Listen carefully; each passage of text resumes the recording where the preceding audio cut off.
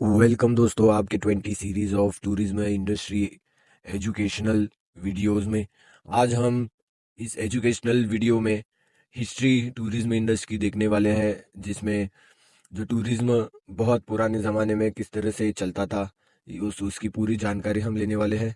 और इसमें जो शुरुआती दिनों का जो सफ़र होता है, आज टूरिज्म इंडस्ट्री कहाँ पे है। आज टूरिज्म इंडस्ट्री एक मल्टी ट्रिलियन डॉलर इंडस्ट्री है, लेकिन इसका बेस हज़ारों साल पहले बना था। इस वीडियो में हम जानेंगे कि टूरिज्म कैसे शुरू हुआ था और कंप्लीट हिस्ट्री।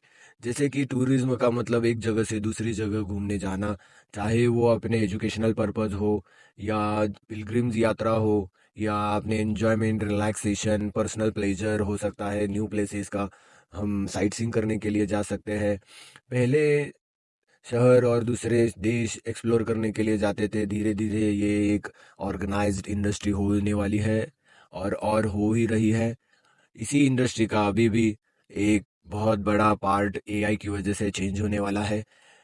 अपने पुराने ज़माने में जैसे कि हमारे प्राचीन एंशियंट लोग अलग अलग वजह से ट्रैवल करते थे, जिसमें वो अपने मक्का या इंडिया में बुद्धिज्म सीखने के लिए, सनातन धर्म के बारे में सीखने के लिए, साइंस के बारे में इंडिया में सीखने के लिए आते थे।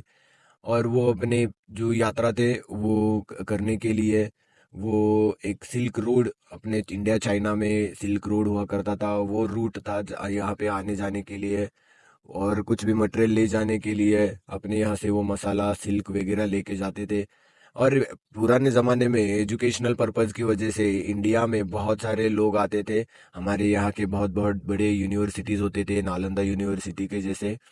और रोमन्स अपने यहाँ पे लोगों को बुलाया करते थे और लोग वहाँ पे जाते थे अपने स्पोर्ट्स ओलंपिक के लिए और अपने यहाँ के बीच वगैरह एक्सप्लोर करने के लिए।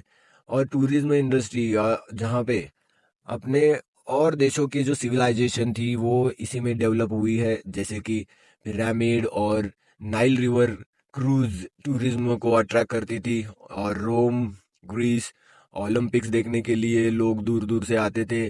चाइना और इंडिया में सिल्क रोड और बुद्धिज्म टूरिज्म रूट बहुत पॉपुलर था। जैसे कि मीडिया मतलब क्रिश्चियनिटी स्प्रेड करने के लिए बहुत क्रिश्चियन प्रिस्ट अपने जगह छोड़ के दूसरे देशों में जाया करते थे। जब ट्रांसपोर्ट नहीं था, इतना एडवांस नहीं था, तब लोग, आप क्या सोच रहे हो, किस तरह से यात्रा करते थे? वो पैदल यात्रा करते थे, घोड़े पे, ऊंट पे। और अपना सफर एक जंगलों से, छोटे छोटे रास्तों से, और वो स्ट्रेट रास्ता हुआ करता था, बहुत बनाया हुआ अच्छे से। रोमन ने पहले बहुत बढ़िया तरीके से प्लान किया था कि किस तरह से एक जगह दूसरी जगह जाने के लिए। और अपने जो अभी के 19th सेंचुरी में हमने शिप्स, रेलवेज जब इन्वेंट हुए थे, तब अपना बहुत सारे मिडिल क्लास लोगों के लिए ट्रैवल करना बहुत आसान हो गया था, अफोर्डेबल हो गया था। जो 16th टू 19th सेंचुरी तक यूरोप के रिच लोग ही अपनी टूर किया करते थे। एक एजुकेशनल और कल्चरल ट्रिप होता था जिसमें लोग फ्रांस, इटली और अलग अलग इंडिया के जैसे जगह पे हिस्ट्री सीखने जाया करते थे। ये मॉडर्न जो लीजर है, जो एंजॉयमेंट के साथ अपने पर्सनल प्लेजर साइट सीइंग के लिए भी पूरा तरह बनाया गया था। और 19th सेंचुरी के इंडस्ट्रियल रिवॉल्यूशन ने टूरिज्म को बदलने का काम किया है, जिसमें रेलवे और शिप्स, जैसे कि हम पानी पानी से भी ट्रैवल करते थे, ये भी इन्वेंट हो चुका था तब तक। और बहुत अफोर्डेबल हो गया था घूमना। इस पीरियड में थॉमस कुक ने ऑर्गेनाइज्ड पैकेज शुरू किए थे, जिसमें वो अपनी ट्रैवल इंडस्ट्री का बेस बना था। उन्होंने ही ये बेस बनाया है। जो अभी के जो 21st सेंचुरी जो है, यहाँ पे मॉडर्न टूरिज्म है। मॉडर्न टूरिज्म में 20th सेंचुरी का जो मल्टी ट्रिलियन डॉलर इंडस्ट्री है पूरी दुनिया की, जिसमें बहुत अपने ऑटोमोबाइल्स, एयरप्लेन्स और अदर देन दिस हम सोच सकते हैं कि हम अंडरग्राउंड अंडरग्राउंड जो भी अलग अलग रेलवे लाइंस, इसी तरह से हम ट्रैवल कर रहे हैं। जैसे कि इंडिया और दुबई कनेक्ट करने के लिए अंडर वाटर एक टनल का प्लान हो रहा है।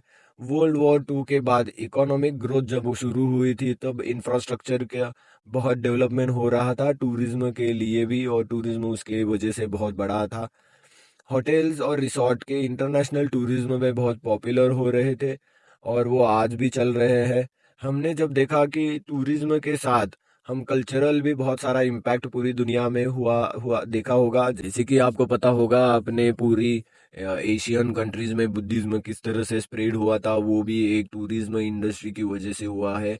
उन्होंने हमारे इंडिया में आके एक बुद्धिज्म की एक जाके वो अलग अलग लैंग्वेज सीखते थे और कल्चर सीखते थे, और उसी लैंग्वेज से उनको पता चलता था कि हमारे लिए जैसे कि ह्यूमन बिहेवियर के लिए सबसे बेस्ट, अपने ब्रेन फंक्शनिंग के लिए सबसे बेस्ट लैंग्वेज कौन सी थी ये पता किया उन्होंने। उसमें पता चला कि संस्कृत लैंग्वेज है। टेक्नोलॉजी के लिए भी आपको पता होगा कि संस्कृत लैंग्वेज कितनी महत्वपूर्ण है, वो भी एक टूरिज्म इंडस्ट्री की वजह से पता हुआ है।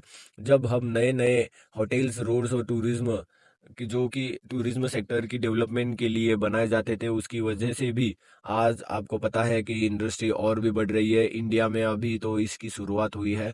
जो दुनिया में जब टूरिज्म की वजह से जब नए नए इंटरनेशनल एयरपोर्ट बनते थे, अभी भी इंडिया में एयरपोर्ट्स की बहुत बहुत कमी है, उसकी डेवलपमेंट भी अभी भी बहुत सारा होना बाकी है।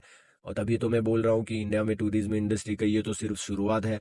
टूरिज्म में बहुत एंशियंट समय में जब एक ग्लोबल इंडस्ट्री बन रही थी, और उसी बनते बनते हिस्ट्री के साथ हमने सस्टेनेबिलिटी और कल्चरल प्रिजर्वेशन, हिस्ट्री के साथ हम सस्टेनेबिलिटी और कल्चरल जो प्रिजर्वेशन होता है वो सीख सकते हैं। उसका लेसन हमें लेना और उसको हमारे आगे वाले आने वाली जनरेशन को फॉरवर्ड करना बहुत ज़रूरी है, उनको सिखाना भी बहुत ज़रूरी है।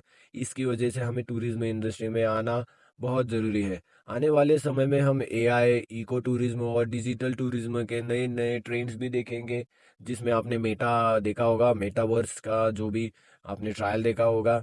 हम चाहते हैं कि और भी इस टूरिज्म इंडस्ट्री में लोगों का कंट्रीब्यूशन बना रहे, और उसी की वजह से हम ये 20 सीरीज है टूरिज्म इंडस्ट्री के नॉलेज के लिए जो आपके साथ हम शेयर करने वाले हैं।